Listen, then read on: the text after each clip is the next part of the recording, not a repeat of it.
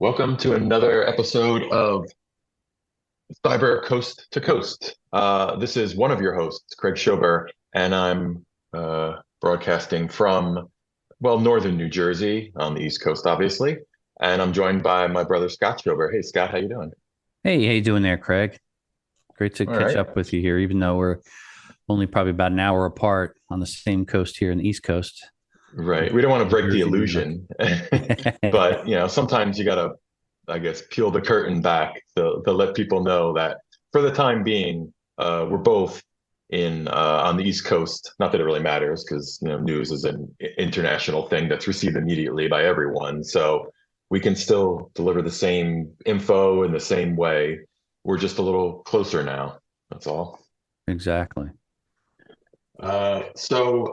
We've got a great show in this week's episode, and uh, let me give you a quick rundown first. But before I even do that, I want to mention that our sponsor this week is Dark Kryptonite. Dark Kryptonite is known for stopping ransomware and malware and phishing attacks by eliminating cybercrime and fraud, information warfare, and all that bad stuff in their tracks. Dark Kryptonite utilizes advanced blockchain algorithms and zero trust models. And you can learn more. I think they've been updating their website more and more. This is it's still a new product launch thing. So things are going to change, and we hope to have them on the show soon to talk about it. But their website, if you want to learn more, is darkkryptonite.com. Kryptonite is spelled with a C. A quick rundown. Of course, I think you knew we were going to get into something involving Twitter. Everything in the news comes back to Twitter these days. If it's not political, it's Twitter, and sometimes it's both political and Twitter. Anyway, this first story is about Twitter and status flooded with scams, people trying to get verified, and we'll talk more about that. Second story is Vodafone, that's an Italian company, I believe. They had a big data breach, or did they? Well, we'll get into some of the details there. And third story is a Dropbox. It's kind of a Dropbox GitHub combo hack, where apparently a lot of source code was revealed, and we'll get into all those details too. But first, let's start out with this Twitter story here, and it kind of ties right into our cyber tip of the week, so we can kind of, I guess, jump in and out of that within the story. The first story, it comes from Info Security Magazine. And basically, what I gather is that right now it's kind of a chaos because Musk has taken over Twitter. He owns it. He could kind of make his own rules, do what he wants. But it's only been about a week, so we're still in the chaos stage. Massive layoffs.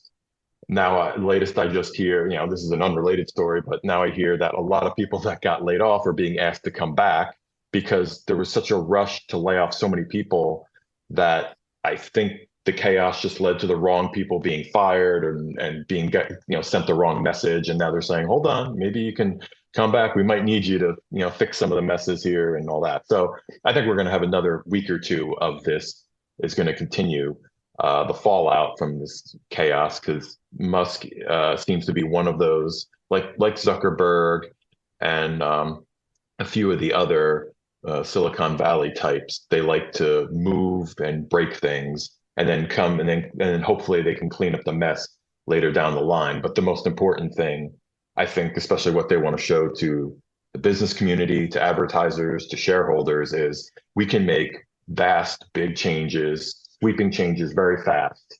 And so we're reactive. We're not like the government. We're not like slower moving giant companies. We make fast decisions, and we can get you a return on your investment quickly, I guess, for when you kind of break it all down. So apparently these scam messages and direct messages are being sent to these Twitter users who are trying to get their their names, their accounts verified. And this goes back to the blue check mark thing, Hmm. which Twitter started this. I mean, since the beginning of Twitter, they had this thing. It's always been broken. It's always been about kind of who you know, not really. It's never. I don't think it was ever earned based on merit. I mean, in some cases, I'm sure it was, but it's hard to prove it because everyone I've talked to about the blue check mark and everyone I've heard podcasting about it and just talking about it, how the process works.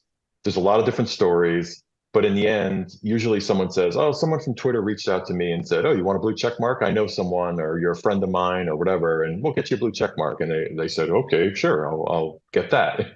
And for anyone who's not sure, the blue check mark is just a simple identifier that you are who you say you are, and so you would think it would cut down on the amount of bots and spam and fraudulent accounts, but it really hasn't because the latest stat I heard was something like only 400 and a little over 400,000 blue check marks total have been only established. And as we know, there's whatever 300 million, 400 million Twitter Yeah, almost users 400 total. million.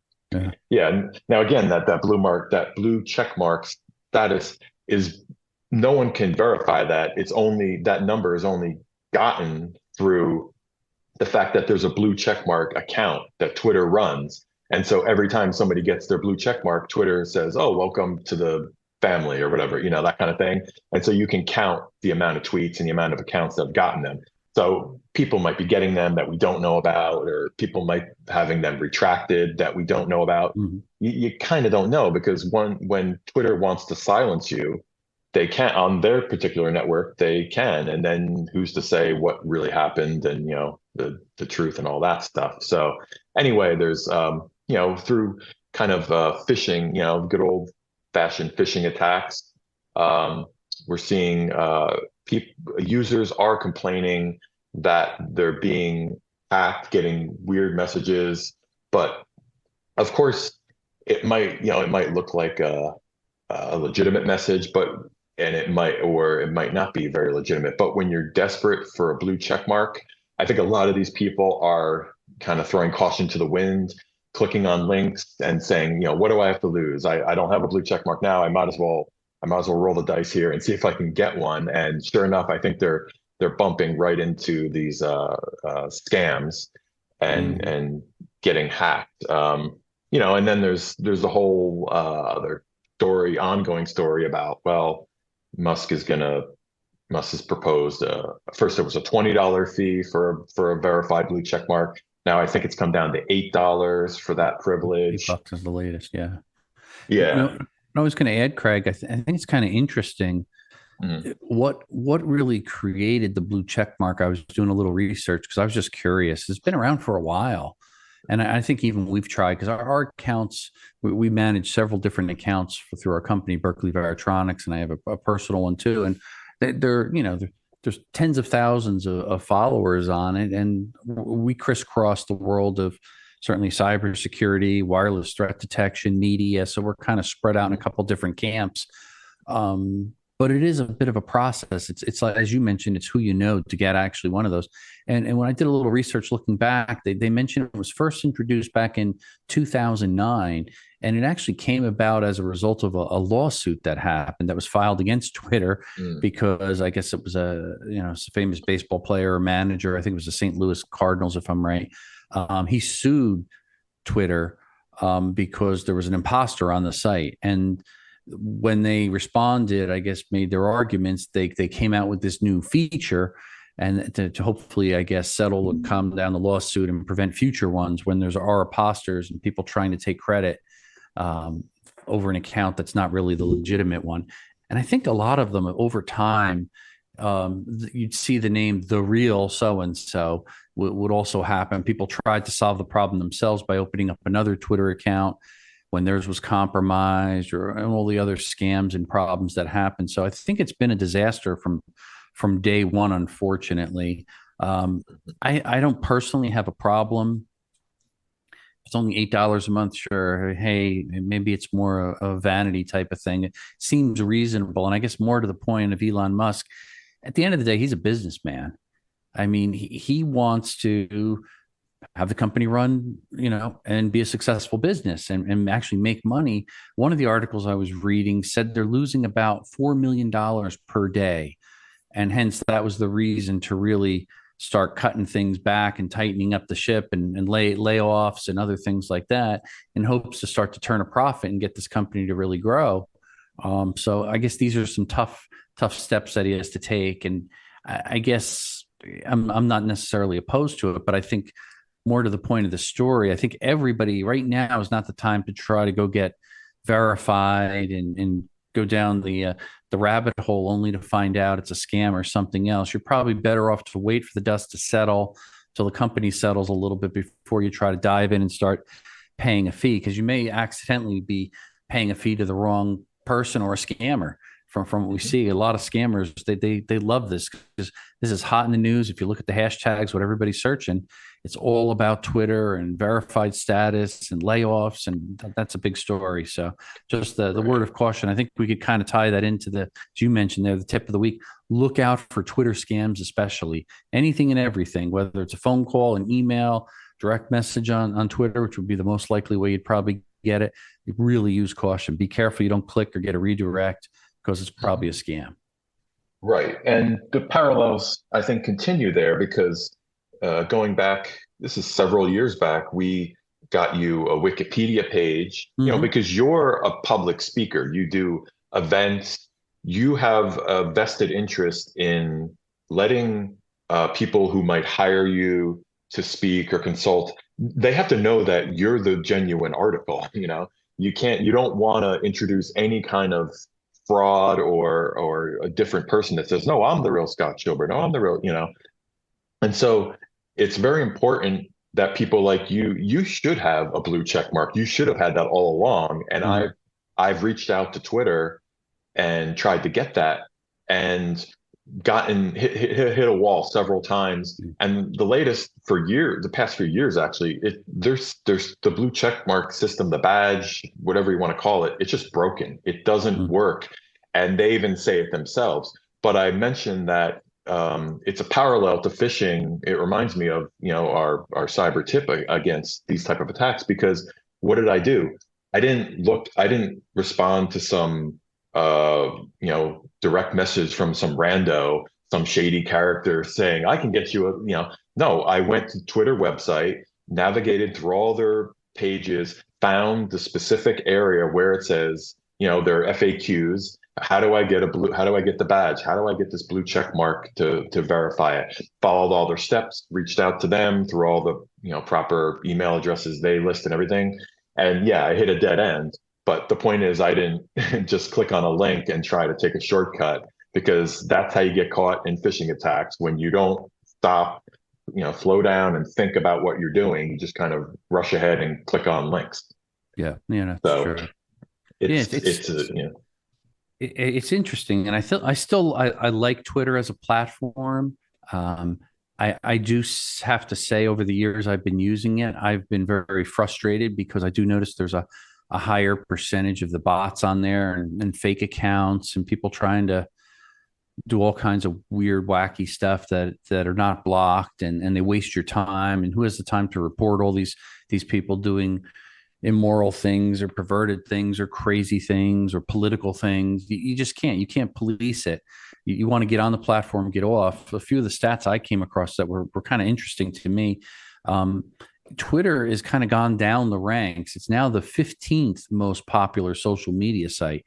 And sites like Facebook are actually more popular. Instagram, TikTok, Snapchat, Pinterest, they're actually above the users and popularity now of Twitter, because Twitter, I think, was one of the more popular ones a few years back. And people have been kind of leaving Twitter slowly. Now, I guess we'll see what happens with Musk at the helm, what's going to happen, and some of the things that he promised. It may give it a shot in the arm and turn it around. It would be interesting. And the other stat that stood out in my mind that I came across an article was that it said 10% of Twitter users are responsible for 92% of the tweets.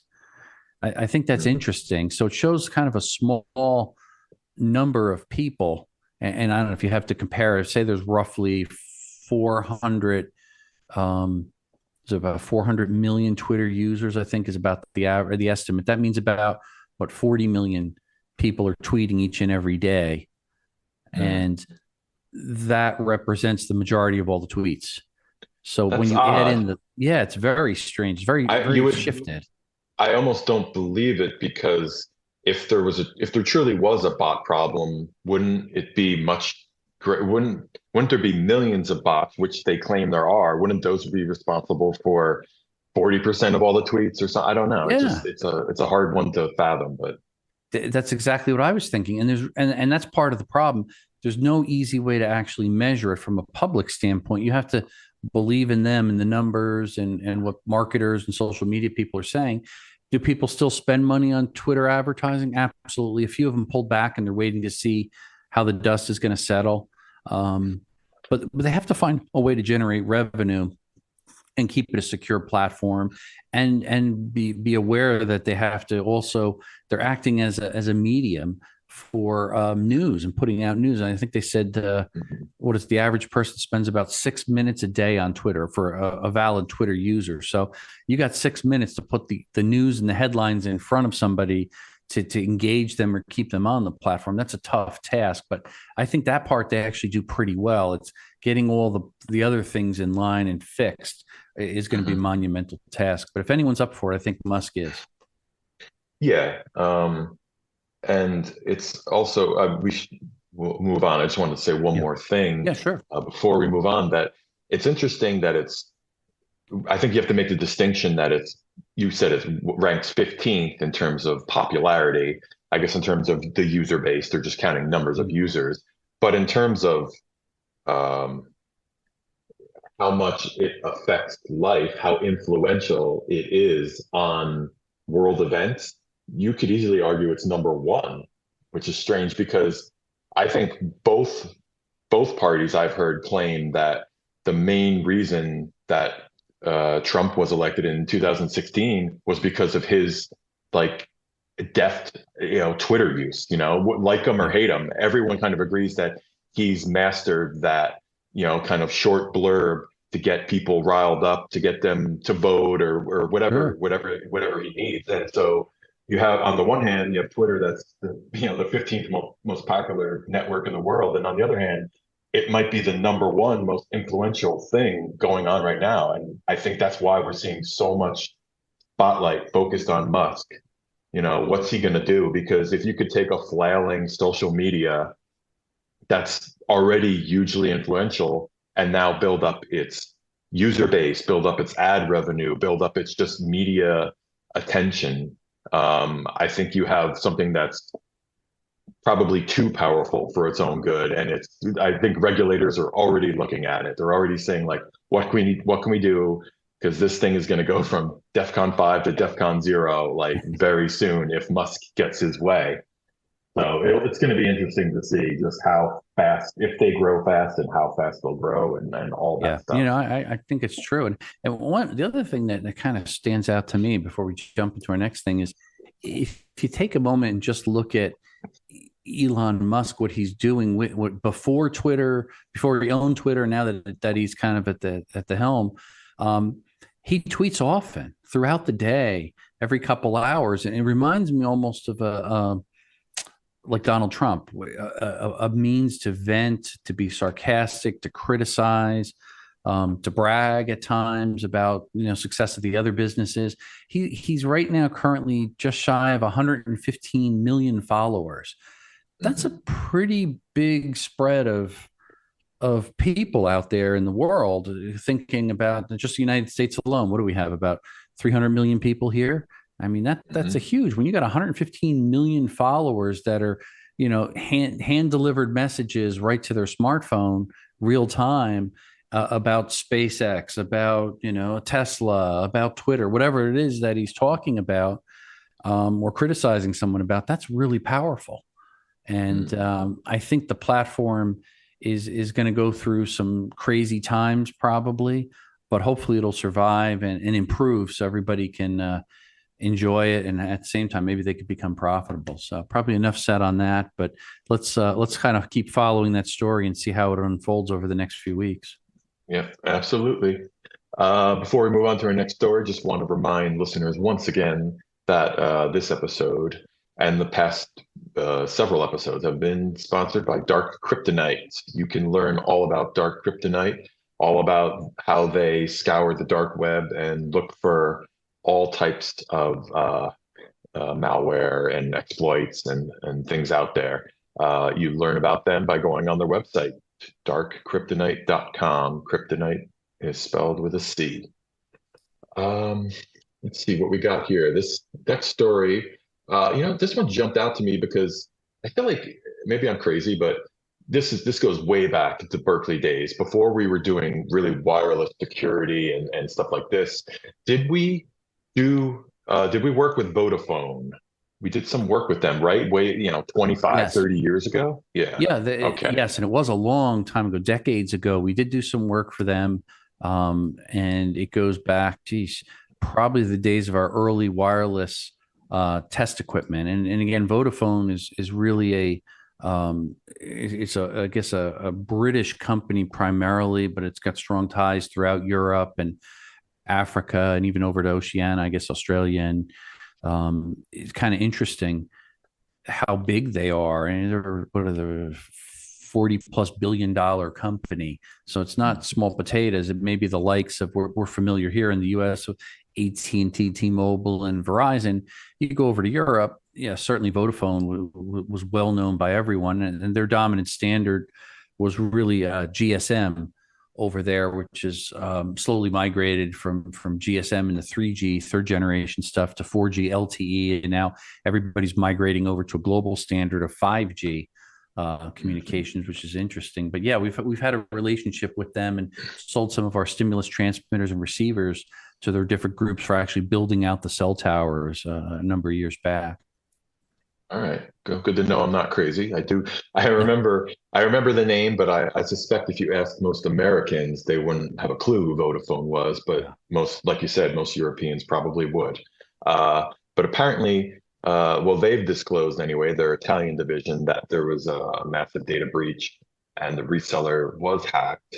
Now, they again, you seem to get away from Twitter, but the group believed to be responsible for the breach is Kelvin Security, which I looked up, and it's funny because they're on Twitter. Like, I mean, yeah, they're a gray hat hacker, so I guess you could say sometimes they're not always the bad guys, but they're believed to be responsible, and they've been responsible for plenty of hacks in the past.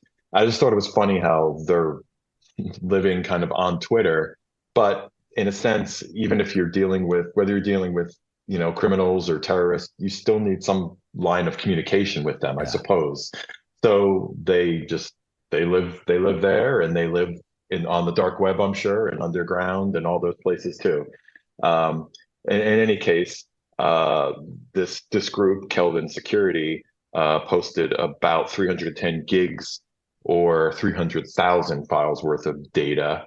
Um, the Vodafone Group announced that they had not found any proof that the data belonged to the company, but since then they disclosed that this, is a legitimate, I guess, data breach, and that it was there's going to be a number of there was phishing hacking campaigns, and expect to see that increase because as we know, once they have your email, they have some kind of credentials, which any cellular company is going to require from their customers and even their own employees internally.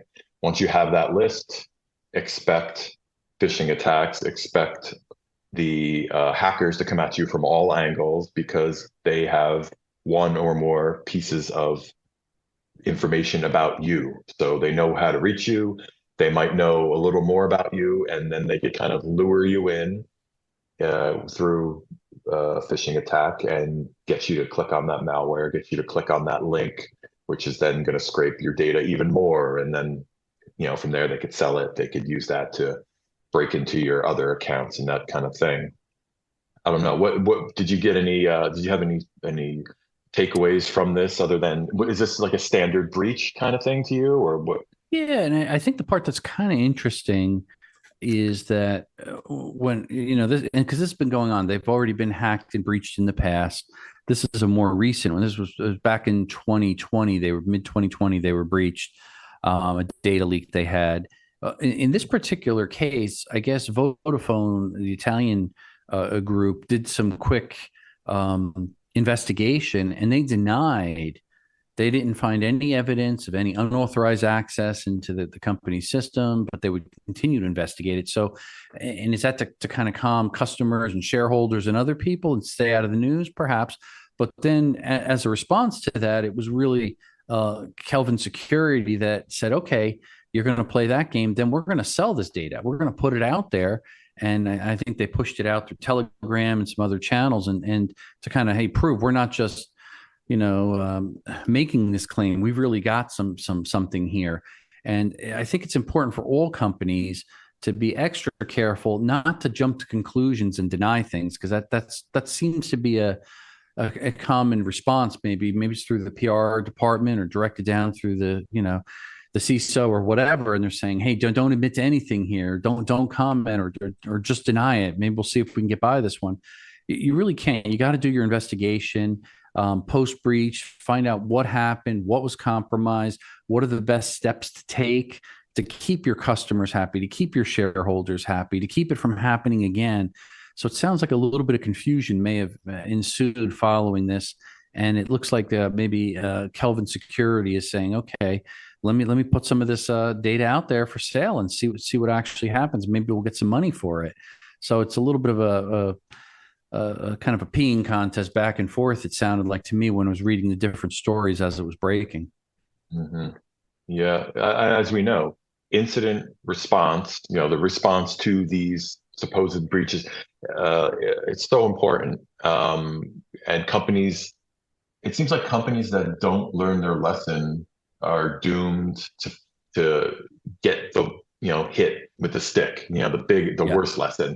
They might not go bankrupt, they might not disappear, but what could have been only $100 million in damages, for instance, turns into a $500 million bill of damages. And they just don't seem to learn from their own mistakes. And it's not even clear they're learning from others' mistakes. So I don't understand what's to gain unless they're trying to buy more time. If you kind of deny, to hope that something goes away. It's hard to know what's going on in their heads except to panic. Yeah, it is. And I always I talk a lot to different audiences, and I love to share the analogy of like back in the days, the early days of breaches, what I call like the credit card breaches with Target and JP Morgan and such. And I think going back there to that time period, companies have responded quickly and made right decisions. I think with JP Morgan, I mean, they're already viewed as one of the most secure banks in the world.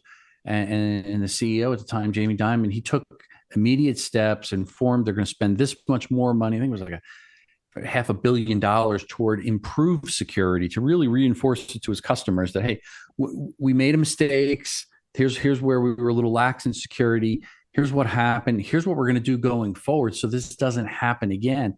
And that really builds trust when you can provide a steady stream of explaining to your customer, to your shareholders, to your staff, what happened, what was done wrong, and how it's going to be corrected. And that's sometimes really what people want more, a company that can communicate the things and not deny and hide behind things or make excuses.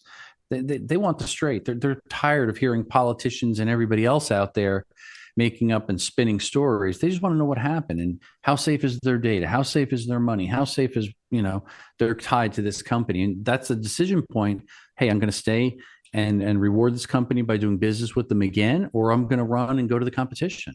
So it's decision time, I think. And it sounds to me like maybe some of this from reading the different headlines of the stories here at Vodafone Italy, there wasn't clear direction what happened, and there still isn't, because it's not really clear how this leak happened. How did they get in? It appears like, it happened through phishing, hacking, and this and that, but it's turning into a PR nightmare, I think. Yeah, we'll keep an eye on it and see. Maybe, hopefully, they'll come to their senses and kind of take do what's expected of them as a multi-billion-dollar international company. Yeah, Um, hopefully. yeah, and this I might not have mentioned, but that story came direct from bleepingcomputer.com. So Oh, always a good source. Um, let's I guess let's move on to our third story. okay. But for first, let's remind our listeners once again that dark kryptonite is stops ransomware, malware, and phishing attacks in their tracks. Eliminate cybercrime, fraud, and information warfare, and learn all about it on darkkryptonite.com. Kryptonite spelled with a C. Uh, Third story, I found on securityaffairs.co. Dropbox discloses unauthorized access to 130 GitHub source code repositories. Now, apparently, in this story, well, let me just read some bullet points first, just to kind of set the tone. Mhm. Dropbox announced that hackers breached over 100 code repositories that the company uses in GitHub. So, good on Dropbox. They were, I guess, transparent. Um, they claimed no personal data was stolen during this breach. Um, and of course, once again, I guess we could have just easily made our um, cyber tip of the week phishing attacks, and it kind Yeah. of was in a way because once again we have another phishing attack used. Um, in addition, Dropbox announced that the hacking campaign didn't manage to steal personal information, including passwords, usernames, emails, etc. And they also wanted to say that the hackers likely attempted to steal multi-factor authentication codes, which I find kind of strange because aren't those? That seems that's a quick operation to run in there because aren't multi-factor authentication codes like those are invalid sometimes just minutes after they're issued, right? They're basically tokenized sort of passwords that are irrelevant minutes after they're issued. So this would have to be a really quick, hacking campaign if they're going to get any value out of those, right? Yeah, yeah, you're absolutely right. And this is it's kind of an interesting article and research done on this story. And I have to give credit because it's actually one of my cyber colleagues that I've talked with often over the years. And I'm going to probably mess up his pronunciation of his name, so I apologize. But I think it's Pierluigi Panganini is the I guess the one behind all of this development and on this security affairs website. And I get a lot of good information from him. He's been there many years and provides a lot of editorial and a lot of breaches and weighs in on and stuff. He's based out of Italy, but certainly interesting information. But to your point, yeah, the codes are kind of quick. So what does it tell you? It tells you that somebody that understands things a little bit more technical, and they have to be doing hacking real time to intercept perhaps a code, and it could be some type of SIM swapping or something. If it's a one-time code that's sent to maybe a phone where they're trying to fool somebody else's phone, so it's an elaborate um, scheme where they really have to think ahead and orchestrate it, and it's more of a targeted or spear phishing type of attack when they're trying to gather all this information so they could move in and take over an account. So it's a little more dangerous, that's for sure. That those type always scare me because there's probably not a lot you can do to prevent that.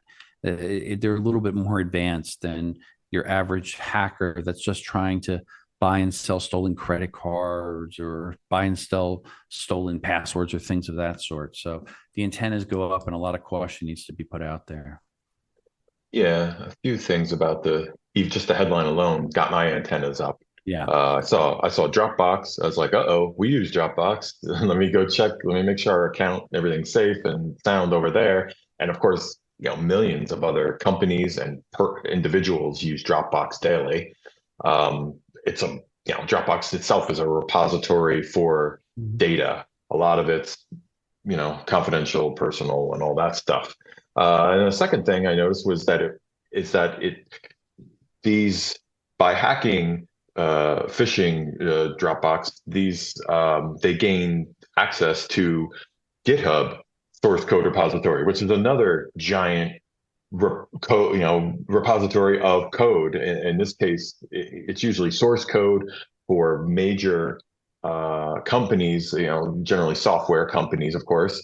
And so it reminded me of, I think about, I don't know, it might have been like 3 or 4 months ago, we did a story about some kind of hacker that was kind of pissed off that they didn't, it was kind of a personal vendetta type story. So it was like small potatoes type stuff, but it was a hacker that was pissed off that they didn't get, I don't know, the raise they wanted or something like that. They didn't get credit for something.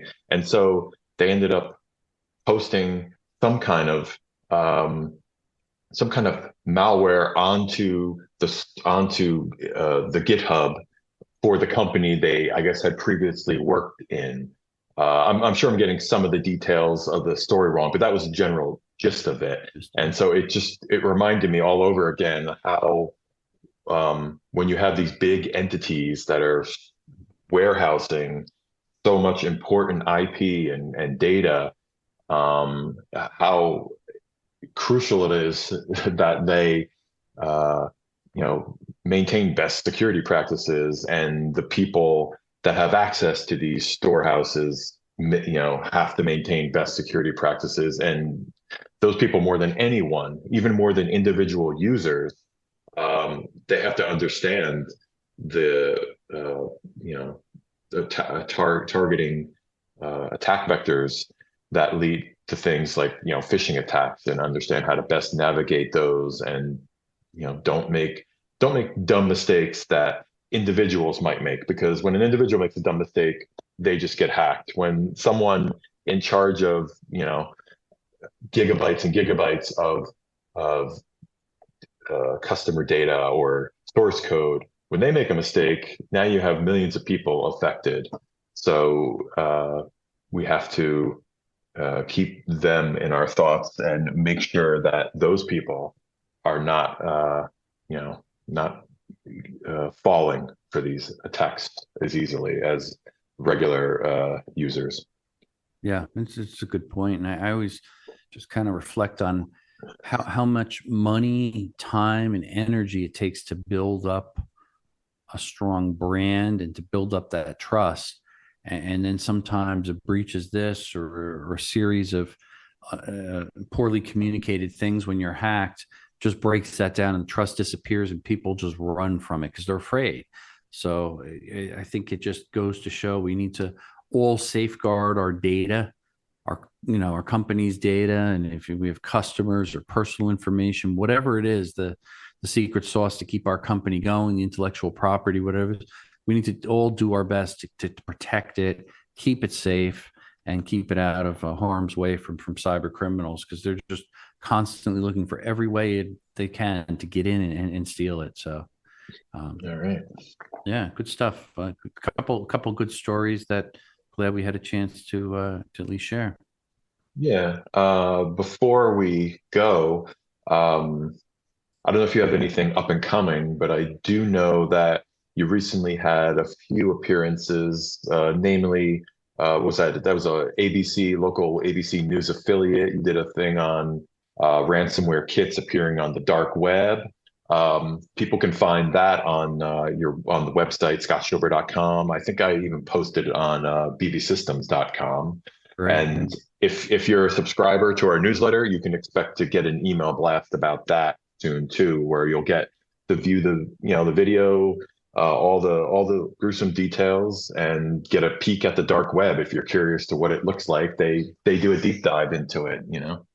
Yeah, and I think that's kind of neat, because that piece, it was nice because you also were able to help me, and we dove into the dark web and did a fair amount of the research for that piece alone, and they had the exclusive on it to see some things and talk about ransomware as a kit and ransomware as a service. So a lot of people just hear about ransomware and they think about it's a simple, hey, a small business is targeted, they got to pay a ransom. But we dive into a little bit more deeper how the cyber criminals really thrive in the dark web, and how they're not just extorting money from people and companies, but how they've set up this business empire. So it's a fascinating story, and I think they did a really good job. This was ABC out of the DC offices in the investigative part of the story and putting it all together. So yeah, please check that out. Love to hear people's feedbacks or answer any questions that may come up if you have any problems with ransomware. All right. I guess that wraps up this episode. Before I go, just want to mention Dark Kryptonite one more time. That's Dark Kryptonite. Kryptonite is with a C. So go to darkkryptonite.com and learn all about their services. This podcast, well, we're available on YouTube, Spotify, Google, iHeart, Apple, Amazon, and more. I think the list keeps growing. If you like what you hear, be sure to subscribe and definitely review. Send a review, send your questions, comments. You can reach us. I think the best ways to reach Scott directly is at Scott BVS. That's on Twitter. Or you can go directly to the website, scottshilber.com. You can also reach me. I primarily look at the at Hacked Again Book and at BV Systems. Those are two Twitter accounts. If you reach out to me, tweet me or DM me, whatever, I'll do my best to answer whatever question you might have. And if we read your question, if we answer your question on the show, then I think you're entitled to a free signed copy of one of our cybersecurity books that we've been selling on Amazon, available on Amazon, on our websites. We've been selling those for years now. A lot of great readers, got a lot of great feedback from them. So join it, join that group of people and learn all about cybersecurity and how to stay safe. Thanks for listening, and tune in next week. And we'll hopefully have another new episode for you, packed with news and all those tips to stay safe. Until next week, this is Craig. All right. Thanks, Craig. Yeah. And this is Scott also here thanking everybody, to all of our listeners. And we've got several inquiries from additional sponsors that want to sponsor our podcast. And again, if you want to sponsor this podcast or our other video podcast, we'll keep you up at night. Certainly reach out to us, and we'd love to have a chat and see how we could work with you. So thanks again, and everybody out there, please stay safe.